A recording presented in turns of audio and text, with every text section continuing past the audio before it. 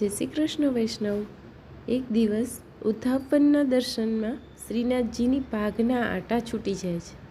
છોર ઉડી ઉડીને નેત્રો આડે આવી રહ્યા છે। મુખિયાજી થોડા આઘા પાછા હોય છે। થોડીવાર રાહ જોયા પછી કંટાળી અને શ્રીનાથજી સ્વયં છૂટેલી પાઘને પોતાના સિર પર બાંધવા લાગ્યા। બહુ અદ્ભુત દ્રશ્ય સર્જાય છે। કેમેય કરીને પાઘ બાંધી શકાતી નથી અને શ્રીનાથજી શ્રમિત થઈ જાય છે। એટલામાં શ્રી ગોવિંદદાસજી શ્રીનાથજીના દર્શને આવી પહોંચે છે। તરત શ્રીનાથજી ગોવિંદદાસને પોતાની પાઘ બાંધી દેવાનું કહે છે।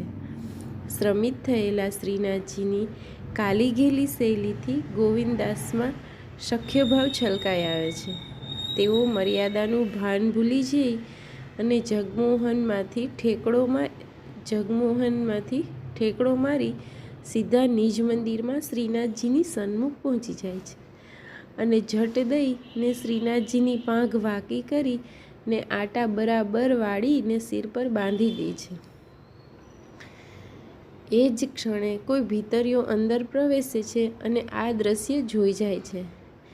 એના નેત્રો વિસ્ફારિત થઈ જાય છે અને પાછા પગલે વળી જઈ ભાગતો સીધો શ્રી ગુસાઈજીની બેઠકજીમાં ઘસી જાય છે અને ઊંચા શ્વાસે હાંફતા ફરિયાદ કરે છે।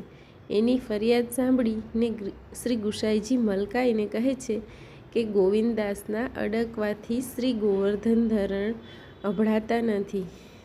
શ્રી વલ્લભાધીશ કી જય।